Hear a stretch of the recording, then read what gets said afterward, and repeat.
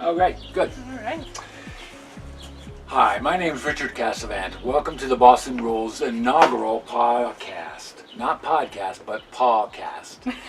Today, I have with me today Nory Stammers, who is an avid reader and has read the book I don't know how many times, but Nory used to work with my wife Lana. Lana's one of the authors of the book, The Boston Rules, Building Relationships Like a Dog. Today we're going to ask Nory a number of questions because her story, as well as the picture that she sent in, epitomizes the Barclay's Bark part of our website. When you buy the Boston Rules and read it, you are then asked to send a selfie in of your animal and your pet, and also a story about what rule in the Boston Rules, of which there are 11 rules, applies to your pet. So today we're going to ask Nory a little bit about what story she sent in and why she did. So everybody, welcome, Nory. Thank you for having me. You're welcome. This is fun. This is a good time. Oh, it's a glorious smoking hot day here in Calgary. We'll take the hot day. About a week ago, I saw snow on the ground, so we'll take it. I think it's supposed to be a high of 30 today. If you gotten an email from me, one of the things on this signature of the email is, I wonder what my dog's name for me is. And this is what leads us off with the first question. Why do people name their dog the name that they give them? There's got to be a reason, so let's ask Nory. Share a little bit about your dog, the breed, and why you named that dog. Well, my little guy, his name is Edgar. He is just over a year and a half. He's a Nova Scotia duck-tolling retriever. Now, I named him before he was born. Oh my goodness, how did you do that? You know, I knew I wanted the name Edgar. Before naming him Edgar, the only Edgar I'd ever heard of was Edgar Allan Poe. So I knew it was, it was unique, it was original, and it was full of character, and I wanted a dog. I had great expectations that he would live up to a name with such character.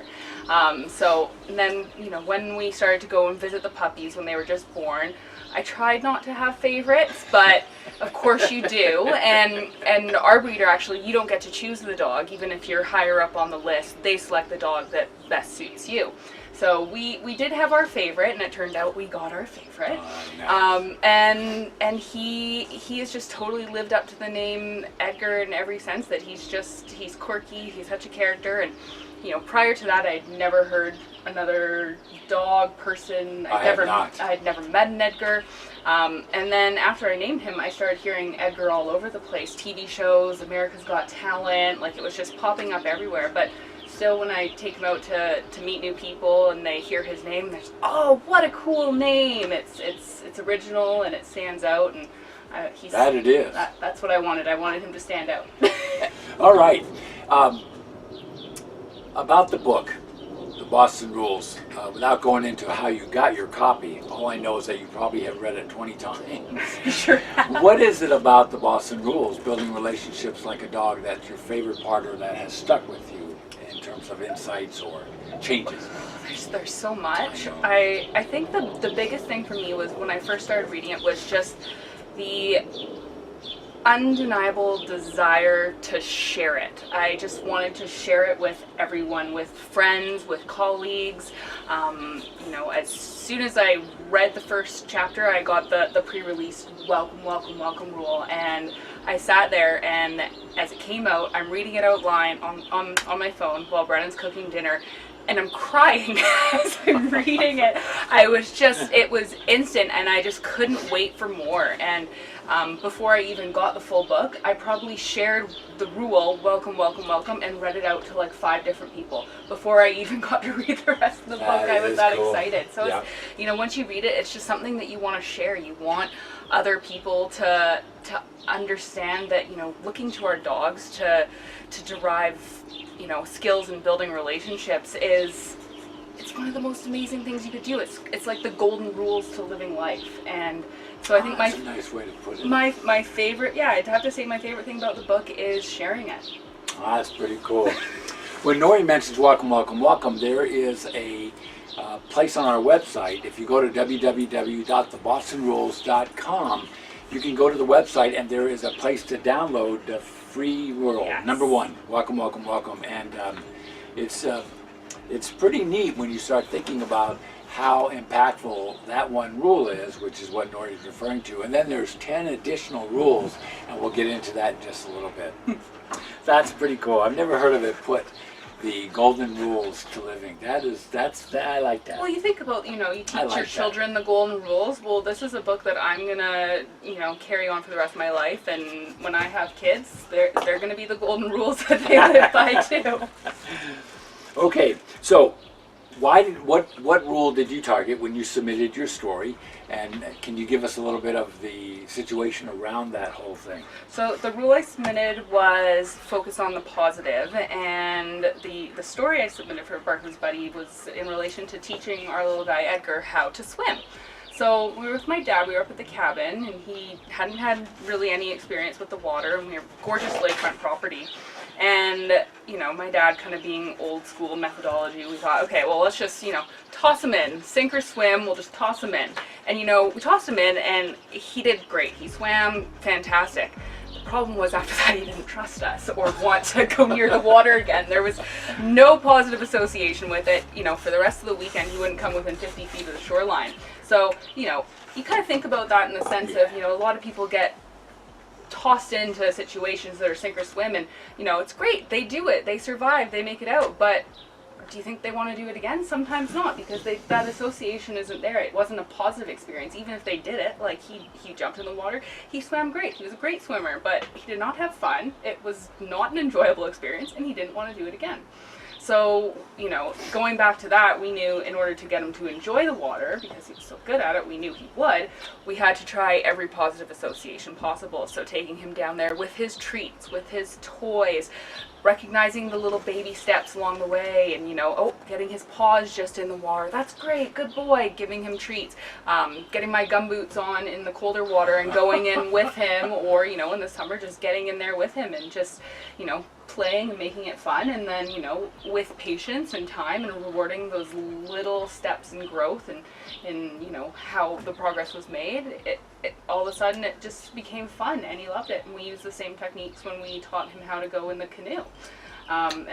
So we made it. We got him out on the dock, and that was another thing because we tossed him off the dock. So that's the picture that you sent in was in the canoe. Exactly. He in the canoe. Exactly. So when we tossed him in, Edgar's right down here. When we tossed him in the water the first time, that was right off the dock. So it was still. Getting him back to go onto the dock was a project in itself. So anytime he come down to the dock and with treats and food and all the things that he loved, then finally getting into the canoe and tossing treats into the canoe. And now when we take him up there, we say, Edgar, come, and he just hops into the canoe and away we go. Focus on the positive. This doesn't surprise me because when you named him Edgar, you started seeing Edgars all over the place, right? And it's funny that you basically get what you focus on, and if you focus on the positive, you're going to get more of it, which is what now Edgar looks forward to in terms of everything that you guys do together. That's cool. Absolutely. That is a great lesson that I think more people should look at. You listen to radio or you watch TV or you read the newspaper and it's always negative. That's what seems to sell. So when you focus on the positive, a lot of times it takes time, it takes patience, and it's not easily done. It really takes a concentrated effort to do that. Yeah. And especially when you've got a dog like Edgar, as he begins to learn how it is that you're going to live with him, focusing on the positive is a good rule to start. Let me read this question. How has the book and your relationship with dogs inspired you to implement the rules in building relationships with your two-legged people? In other words, how do we take the rules in the story, in the Boston rules, building relationships like a dog, how do we apply that to the relationships that we have in our life with people like Brennan and Lana and whoever it is in your life? I have two examples. So the first one with the welcome, welcome, welcome. The kind of, the messaging behind the rule is, when you get to the door, who's the first person to greet you at the door?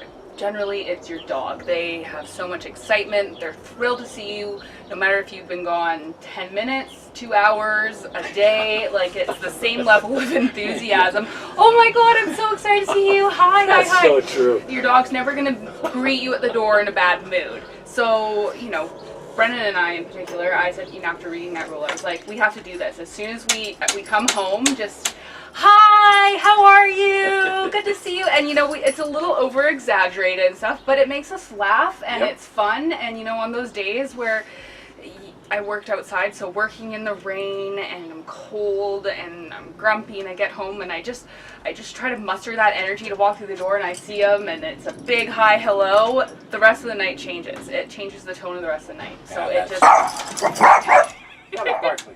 That was Barkley. You're going to get the real deal here. So. Yes.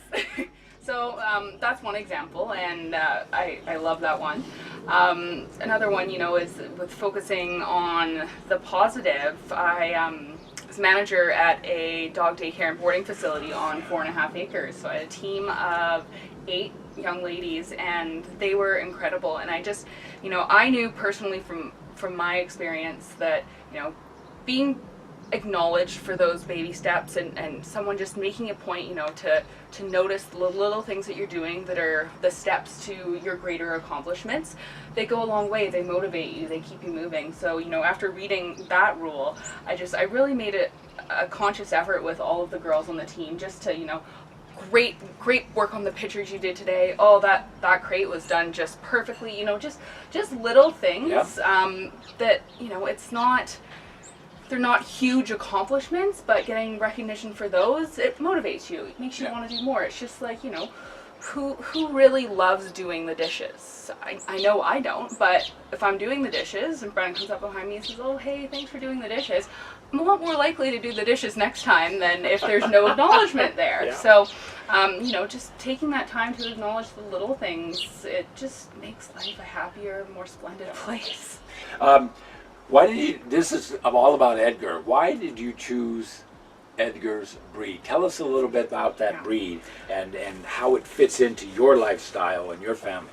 Yeah, so Nova Scotia duck tolling retrievers are still considered a rare breed.